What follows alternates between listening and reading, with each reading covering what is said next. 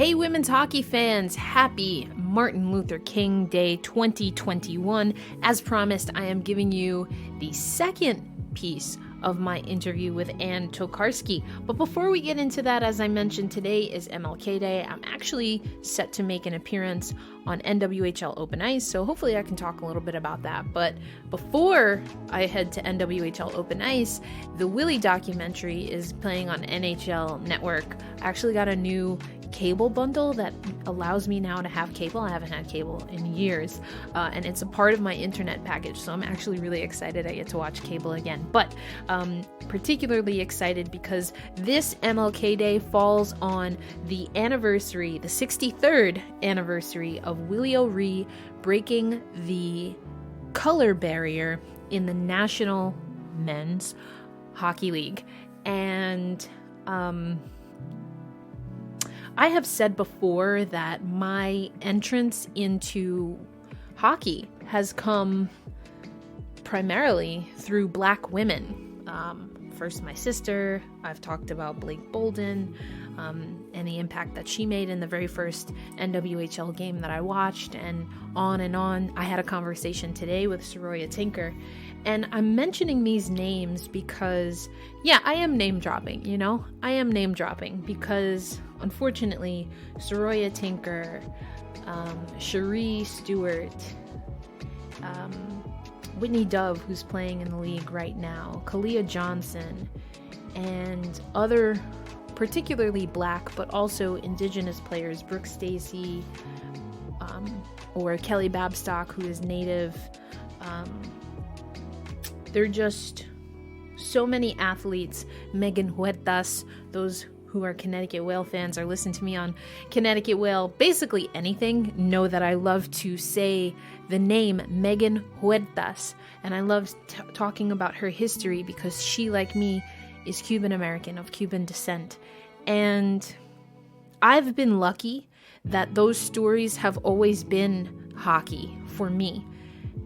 But I have come to realize over the years that I have a very unique perspective, and I want to make sure that every chance that I get, that I'm uplifting the people who came before me. So yes, Willie O'Ree, but Angela James, Julie Chu, Sarah Nurse, Bridget Laquette, and honestly, I do want to put this question out. If y'all know of any women of color who commentate or who are analysts in hockey, I honestly can say that I have not met a single one. I don't know of a single one, and that's not to say that they don't exist, because my purview is very much focused on women's hockey. But I mean, I want to know who they are. I want to know their story, and I want to learn from them because I'm still very much learning hockey and analysis and broadcasting. So anyway, that's the opportunity, because hey, this is my podcast. I do what I want. I do what I want. But this is my podcast. This is my platform, but it's a platform that I create to educate all of us. And sometimes that means I have to get educated on the game. It's not a game that I grew up playing. But other times, hopefully, I can bring the hockey community a little bit closer into the world that I do come from.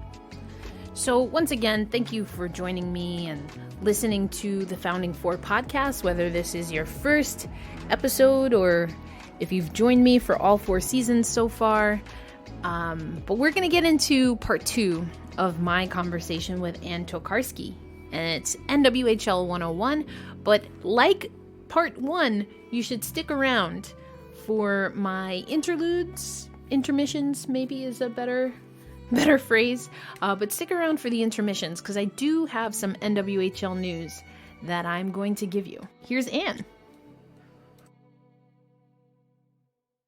Okay, so but here now, Anne, I'm gonna ask you to put on, your whatever you want to do, predict, your special sorting hat or your crystal ball, whatever your preference. But if we're going to have the semifinals and then the final, that means that there are 4 teams that are going to be awarded the opportunity to play on national television. If you had to guess, just based on what we know of the rosters right now, as we are here, what is it, the 29th, right? December 29th, 2020. What 4 teams do you predict will be on NBC Sports playing in the Isabel Cup finals or semifinals in 2021? Do you want me to give my seeding prediction or just the teams? Just give me the 4 teams and then I'll ask you about the seeding. So you get a little bit of time to think about it. Okay. My 4 teams are Boston, Minnesota, Toronto, and then Dark Horse, Connecticut. Oh, okay. Sticking with Connecticut. I like that. Okay. Let's start with Boston and Minnesota. I think those are pretty spot on predictions. I'm interested to see how much how the 2020 season and what would have been the 2020 Isabel Cup weigh into your 2021 predictions. Oh, it went into it so much. I think both of those teams are so hungry because they didn't get the chance to fight for the cup last year. Like, not only were neither of them named the winner, but they didn't even get the chance to play the game. But they both won their semifinals, so they knew they were going to the cup, but they didn't get the chance to actually physically take the ice and battle it out. So I think those teams are just going to be so hungry for more, and I think they're a lock for at least a semifinal. Maybe not against each other, but a semifinal spot will go to each of them. Wouldn't it be like slightly cruel, but also highly entertaining if they did face off in the semifinal? Yeah. I don't even know what would happen in that scenario because I think they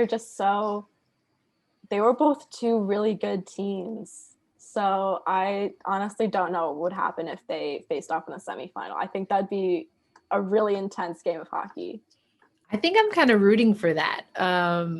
One, because, as someone who is set to call that final, Sam Fryman and I were supposed to be on the call. Like, I can only imagine. I know like the slither of disappointment that I felt as a broadcaster. So I can't even imagine as a player that had put in that much time.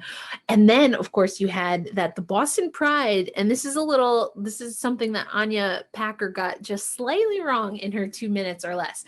The Boston Pride was nearly undefeated last season. And who beat them? No other than the Minnesota Whitecaps, of course, at Tria Rink, which is the Whitecaps' home ice. So these two were really on a path that was going to be electric for fans. So I completely agree with those 2 picks. And again, I think having them go up against each other in the semifinal will just add to the drama. And then there's also, of course, the piece that you mentioned in your 2 minutes or less, much less actually, which is that if either one of those teams wins the next Isabel Cup championship, they become the first ever NWHL repeat champions. So I want to put that out there. We're going to keep that in the parking lot just for a short time because I want to get to the other 2 teams that you mentioned. One was the Connecticut Whale, which is the only Founding Four team that has not claimed the Isabel Cup yet.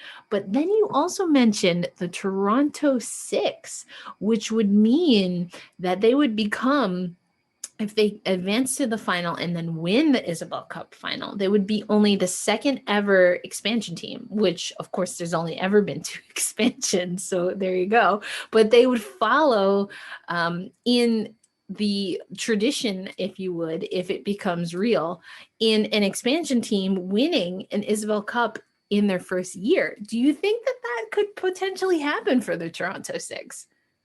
As much as I think it would make for a great story, I don't think they'll make it to the final. Like I think they'll battle hard but lose in the semifinal. Like that's just my prediction. So if any Six fans are listening or any of my friends who might work for the Six are listening, like that's just my prediction. I'm not cursing you or anything. I'm just saying. Okay, so in our mind, or at least if we allow my dominating thoughts to prevail, we get the Boston Pride and the Minnesota Whitecaps in the semifinal, which means then we would get the Connecticut Whale and the Toronto Six in the semifinal. And then if we then completely switch minds into your head, you say that the Six is not going to make it, which means then by process of elimination that the Connecticut Whale would edge out the Toronto Six to make it to, this would be the first ever finals appearance for the Connecticut Whale. Do you think that that is a probability for 2021? Hey fans, thanks for staying tuned. As you can hear in my interview with Anne, she was getting ready to predict if she thinks the Connecticut Whale can make it all the way to their first ever Isabel Cup finals appearance. And here's a little part of news. You may have seen that Melissa Burgess, Mike Murphy, and Dan Rice have reported that Melissa Samoskevich will not be reporting to the bubble. So similarly to what I talked about with Taylor Kersey, she will not be able to make the trip due to her commitments with Penn State hockey. But you may have also heard or read some information about an EBUG, an emergency backup goalie. And you might have heard Dan Rice reporting back in the fall about one Mariah Fujimagari. Well, I heard from a Connecticut Whale player that Mariah Fujimagari will be the EBUG for the Connecticut Whale team. Actually, Casey Anderson and I had a talk, something that will be coming up, and she mentioned that Mariah Fujimagari has been practicing with the team. I was unable to confirm this with the league. I was told that there will be some EBUGs available for particular teams, but the league did not confirm that Mariah Fujimagari is the EBUG for the entire league. In a media press conference with Zoom conference, video conference with Ivo Mosek, we also heard that they have a third goalie. Maybe there's an EBUG situation there. So it sounds like there will be extra players that are coming to the bubble. If you have watched or listened to my conversation with Anya Packer, you know that I asked her about this. And it looks like there will be some extra players. The word practice player has been thrown out a few times. So what I'm basically saying is that Mariah Fujimagari is headed to the bubble as far as I know, or the N double as far as I know. In what capacity, we don't know for certain, but I do believe that she will be an EBUG, if not for just the Connecticut Whale, potentially for other teams as well. So next question for me, of course, is how will Mariah and others who are practice players going to be compensated? Because the league did away with practice players in about season 2. If anyone knows Rebecca Moose Morris, she was actually a practice player her first season in the league. And so I don't know how that's going to work, but I do think it's smart to have players that are available to substitute in. It looks like Alexa Armbrew might be one of those players as well. She's actually listed on the Connecticut Whale and Riveters rosters, so we have to get some clarification on that as well. But that's what I have for you. So again, breaking news in my little intermission reports during the Founding Four podcast. But now let's see what Anne Torkarski has to say about the Connecticut Whale's chances. So is she saying that they have a chance? Let's listen in.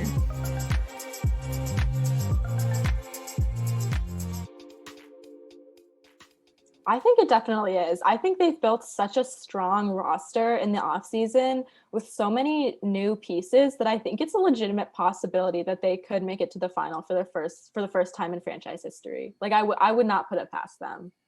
I mean, I like it. I like it a lot. I think that gives us storylines, of course, of the Founding Four team. The only Founding Four team that has yet to win Isabel Cup is in contention for the cup. They knock out the new kid on the block. That's exciting. But then that means that, if again, the semifinal is Minnesota versus Boston, then now let's go back to that series. Theoretically, in our completely made up odds, having never seen any of the teams hit the ice, who do you like better in a semifinal for 2021? Boston as they're built right now, or Minnesota as they're built right now?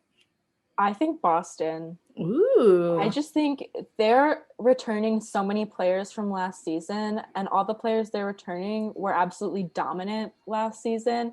And then they're adding their rookie class, the rookie draft class. I just think there's no way that they don't advance to the final this year. They made a bold step and traded up for that first pick, Sammy Davis. Yeah. So, hungry for the cup, right? I believe that is now they've continued that slogan from 2020 into 2021. I agree with you. I think that Boston, that roster was really gnarly last year. And it's looking pretty fierce this year again. There are some players that I've noticed are missing. Of course, Emily Fluke, who has always played really well at Warrior Ice Arena. Of course, that's a moot point because she wouldn't have played there this season anyway. But she has signed with the Toronto Six. So that's really interesting to me. You mentioned Kelly Babstock, originally signed with the Toronto Six. Of course, Connecticut Whale fans know Babstock very well. Mm-hmm. She makes her return to the NWHL, signed with the Toronto Six, but then was traded to the Riveters. I have a feeling that had to do with COVID restrictions to travel and whatnot. That's just a theory. I haven't talked to Babs at least about that, but now is on the Riveters. And Babstock used to battle the Riveters, man. I remember those days. But that does mean that you have Babstock and the Riveters, and then the now Taylor O'Kersey led Buffalo Buttes on the outside looking in. So what can you say though about those two teams, the Metropolitan Riveters and the Buffalo Buttes? Okay, well, I will say that part of my semifinal predictions were based on bias. So I do think that the Riveters and the Buttes this season have built, like this offseason, they've built some pretty incredible rosters. I know they've welcomed so many new players into the fold on both teams, so many impressive players that the competition, the playing field is going to be incredible this season. But I think there are some players on both those teams that are going to fight and make sure that I'm wrong. They're going to fight to prove me wrong. So I'm really looking forward to it. Yeah, I think it's going to be exciting. The one wild card here, of course, is this season.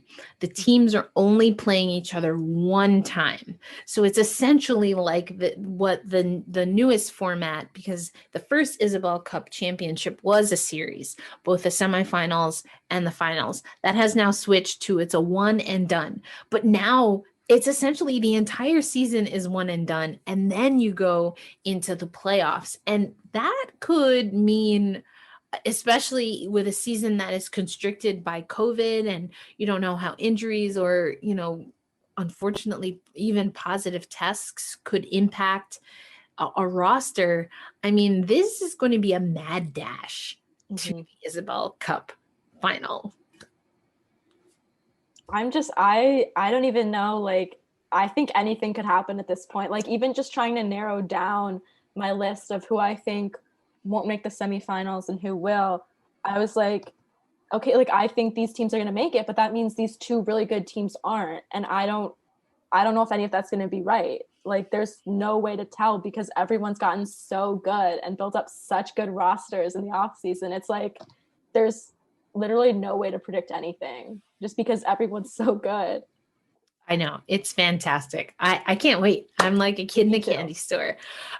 So we've mentioned some big names, Taylor O'Kersey, Madison Packer, who's still playing. You think of players like Jillian Dempsey, Kaylee Fratkin, Shannon Doyle, who is returning, but says this is likely her last season, which just breaks my heart into pieces. Of course, you were one of the first people I saw write publicly that one Corinne Bowie might be a wonderful addition to the Minnesota Whitecaps, which of course came to fruition. Bowie won a championship with the Boston Pride in the inaugural season, won another championship with the Buffalo Beauts, and had a fantastic game to upset the Boston Pride in the second ever Isabel Cup championship. Now is taking her talents back home to Minnesota, she being, of course, from Edina, Minnesota. But I'm going to take Bowie off of the table, though. I want you to think, Anne, about some players that either are new to the league or maybe are newly returning with different teams that you think first-time fans should really keep a keen eye on in the N double. In terms of goaltenders, I would say Abby Ives and Carly Jackson are two that I know I personally am really looking forward to watching play because I've tracked their collegiate careers a little bit and they were both lights out in college. They were incredible. In terms of forwards, this one is kind of like, she doesn't really count because she took a year off, but she's coming back to the same team, Rebecca Russo. She's, of course, going to be such an offensive firecracker for the Riveters once more. Soroya Tinker, obviously, she is going to have a huge impact on the Riveters as a defender. MJ Pautier is going for the Buttes. I know I'm sticking to like Buttes and Riveters here, but they're just some of the names that are popping into my head right off the bat. I think they're all going to have tremendous seasons, and I would definitely keep my eye on them. Oh, and Carly Jackson's former teammate, Teresa Vanisova for the Boston Pride. I would definitely keep an eye on her. Okay, I like it. That was a lot.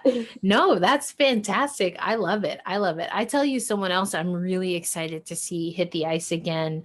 And maybe just more so, I should say, be able to watch her games is Sheann Darkangelo, who has played for the Connecticut Whale, the Buffalo Beauts, has played in China, and now is finding her spot on the roster for the Toronto Six.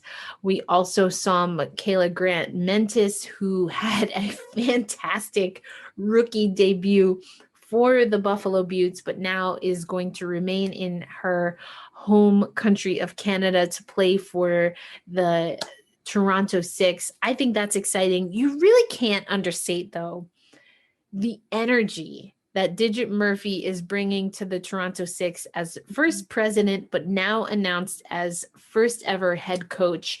There's so much history that comes with Digit. There's such a philosophy that is such a, a Digit Murphy philosophy when it comes to women's hockey. And I'm just really excited to see how that's going to play out in a wobble, in an N double, I should say, for the NWHL season. Yeah, same here. I mean, she was the winningest coach in D1 history for a time period there was, I think it was Brown. That's right. And she's bringing that record, and then she won Clarkson Cups. She could become the first coach to win, not the first coach, but another coach to win the Clarkson and Isabel Cup. And I don't know. I think that's a real wild card that's going to give the Six the edge in the N double. Interesting. So you think she could join the ranks of a Bobby J, eh?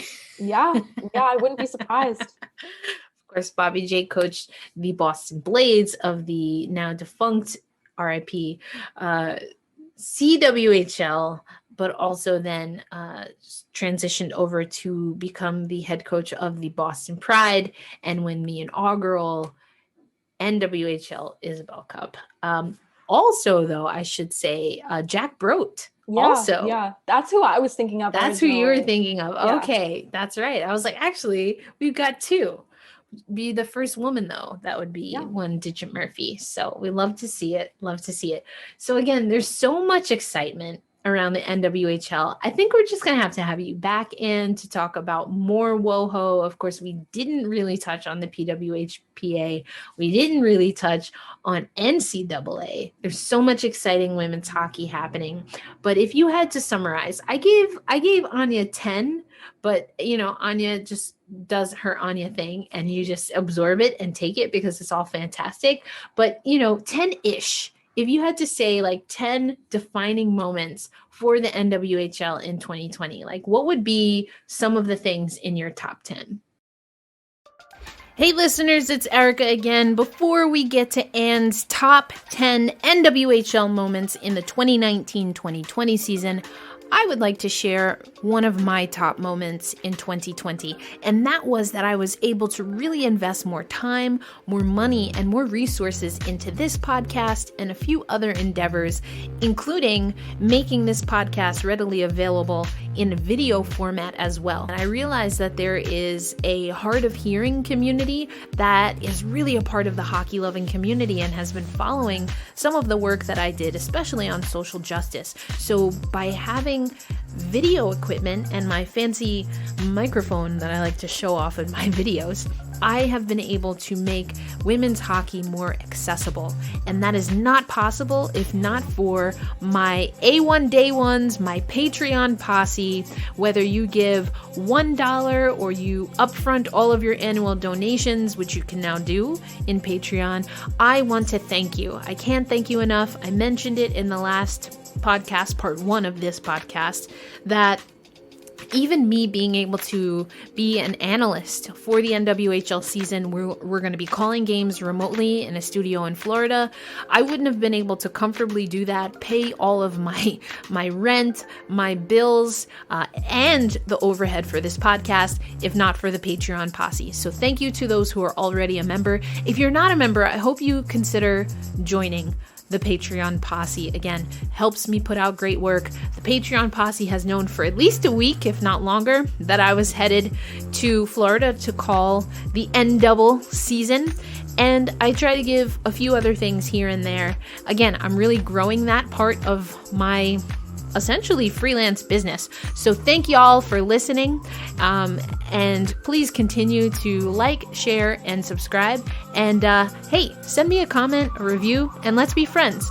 All right, there's a lot of traffic outside my window, so I guess that means it's time to get back to Anne.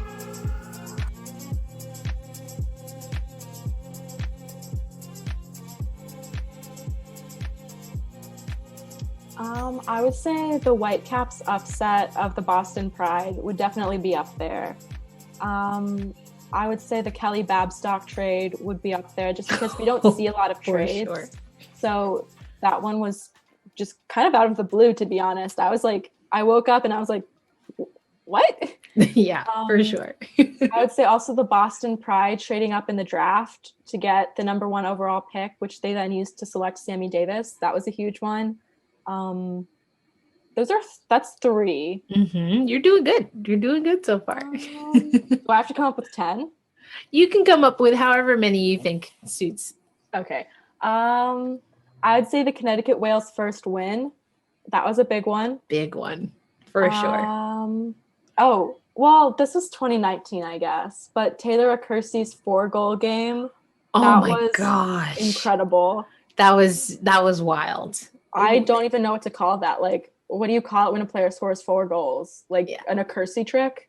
Acursi trick, right. I think that's what we should start calling it. Yeah, let's do it. All right, Mike. We're talking to Mike. We're talking to Alyssa.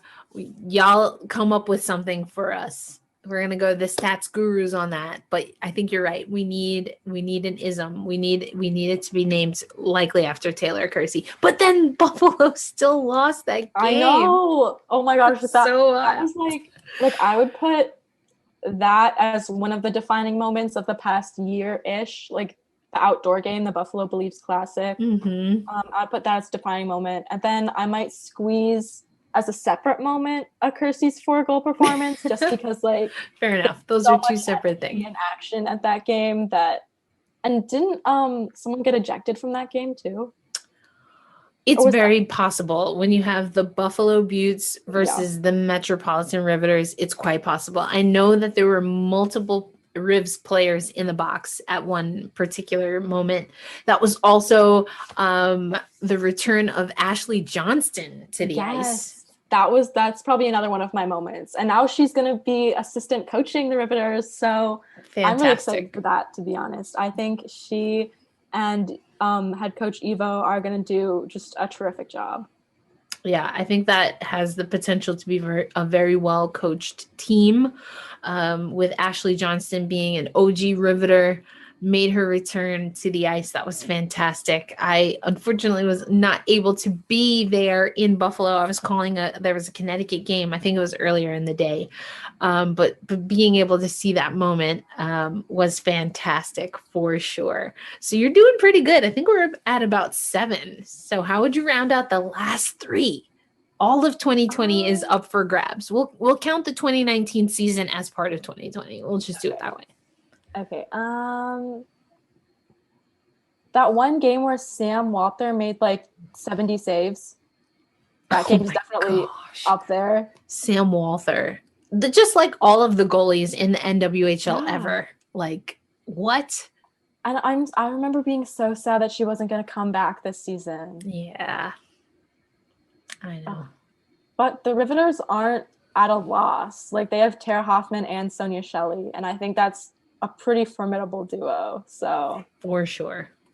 I mean, they're both, one's a rookie and one has 1 season of experience. So that's going to be a little shaky, but I think they have the potential to do it. Like, I would not be surprised. Sonia Shelley looked good for Connecticut, but of course, Mariah Fujimagari now joins Brooke Waleko at Connecticut, which that was like an under the radar signing. Yeah. Yeah, I was so surprised by that. I remember I was talking to Juliana Nikach and she was like, oh yeah, she's not even supposed to be on the website. I was like, oh. Well, okay. Well, there it is. Okay, like, let's go. But I remember Dan Rice reported on that a little earlier and said that she was practicing with the Whales. So yeah, Dan's a good follow. Gotta go with Dan. All right, let's think about business news, because I think you still have 2 more spots. Like, from a business perspective, what are some of the announcements that you think have the potential to really launch the NWHL into the next, its next phase, its next chapter of growth and development? I would say definitely the switch to the governance model. And then I would say, well, would you count the appointment of Ty Tumminia in with that, or would you say that those are separate things? That's interesting. They were announced together, so I feel like it definitely makes sense to pair them. But this is we created this game, so we get to make the rules. Whatever you say goes. Separate. Okay, then they're separate. Okay, and I think that's 10, isn't it? There you go. You got it. Wow. I'm surprised I managed to come up with 10. There's impressive things that happened this year. Yeah, there was a lot of news. There was a lot of women's hockey news. And again, we're only talking about the NWHL right now, but I think we have seen some momentum. And what always fascinates me, I sometimes joke that at the time, Danny Ryland seemed to have like 9+ lives, because there are just so many hurdles that the NWHL has had to jump through. Some that, if we're being honest, were self-created, and others, especially given what we saw at the end of the 2019-2020 season, that are just impacted by the market, or in this case, coronavirus. But the NWHL always kind of finds its way. And I'm always excited to see what that means for the future, because we're still looking for an opportunity for women's hockey players to exclusively play women's hockey. And we really don't have that model in women's sport. I would argue the closest that we really are is in tennis. But that's really for your upper echelon players. But when it comes to team sports, we're still waiting domestically, at least here in the United States, for the opportunity for women to have a league that will compensate them as their primary job. So we'll see. I think the NWHL is making strides. The PWHPA has its model, and but I'm excited. I'm excited for what the future holds for women's hockey. Me too. I think there's so much to look forward to. I mean, you can focus on the hardships, the negativity, but there's also, when you look at it, there's so many things to be excited about, regardless of who you want to focus on. There's exciting things within every organization, whether that's the NCAA, the PWHPA, or the NWHL. There's just so much happening and so much excitement that you can really focus on anything you choose to. And that's what's fantastic. Certainly, as a fan turned now a journalist, is that there's so much to take in. And again, going back to the stats, once we establish a really solid baseline and really great people, whether it's Bo or Mike or Alyssa we've mentioned, or Megan Chaika or a number of others, once we really keep that consistency and we as the collective women's hockey environment really tap into those resources, we're just going to be able to see the breadth and wealth of experience, of knowledge that exists in this space. And I'm always excited to see how that then permeates through the entire hockey community, which we, of course, have already seen with the likes of Florence Schelling, Blake Bolden, who you know I love to mention, and on and on.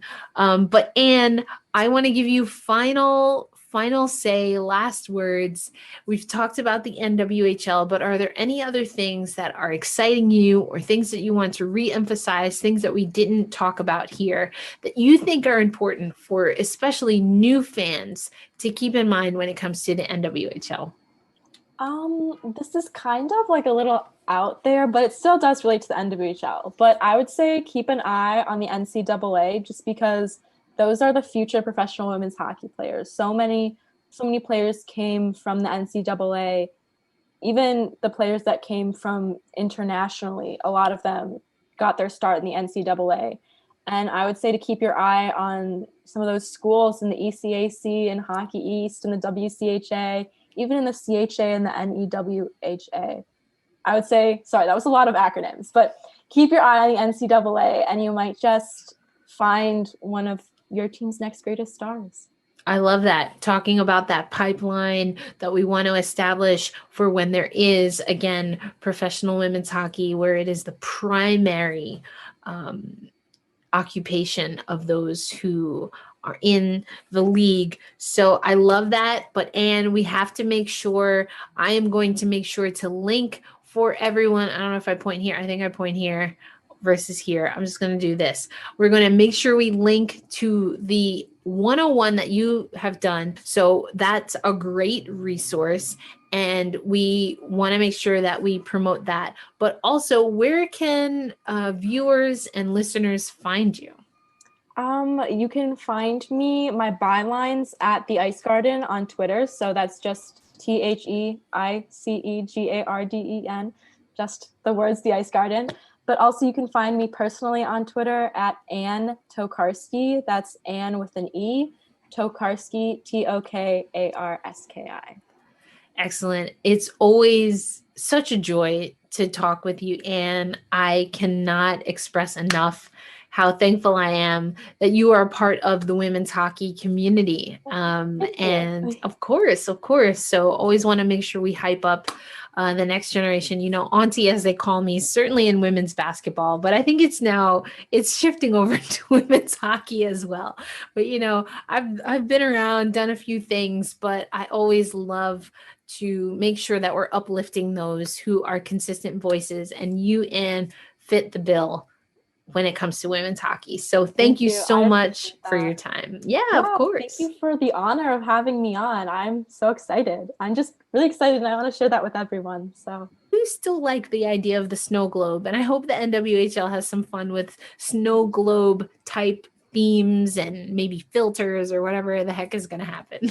Oh my gosh, if they sold like literal snow globes, I would buy one for every team, I think. Every team, easy. And then one just for the league overall. Yeah, just one in general. Like I would have like an entire like snow globe shelf. So as you can see, I mean, Anne is basically thebomb.com, and you should follow all of her stuff. Today on Twitter, it was announced that she will be the beat writer for the Metropolitan Riveters, in the N double. She's going to be following that team closely for the Ice Garden. I mentioned over on the video and a few times in the podcast as well that the inspiration behind NWHL 101 on the Founding Four podcast was Anne's video series for the Ice Garden. I, of course, was one of the founding writers for the Ice Garden. Mike Murphy and I started this podcast for the Ice Garden, so it's all love over there. So make sure you're supporting Anne Torkarski. We're going to have a few other people from the Ice Garden. I mentioned we have some Buttes stuff coming up, so I can't do it without my sis, mi hermana, Angelica Rodriguez. We're going to have A-Rod, if you will, on the podcast to talk all things Buffalo Buttes. I mentioned Casey Anderson. If you should really listen to my intermission reports, but Casey helped me drop some news. But Casey Anderson is also going to join me for a Connecticut Whale specific 101, if you will, and we have a few more in the works, but I will announce those later. But for now, I'm going to get ready to watch Willie and then head over to NWHL Open Ice, where I will officially announce what I've already announced on the podcast. So once again, thank you so much for listening to the Founding Four pod. We look forward to having you with us next week as we talk all things Buffalo Buttes. Erica Lindsay Ayala, signing out. Peace.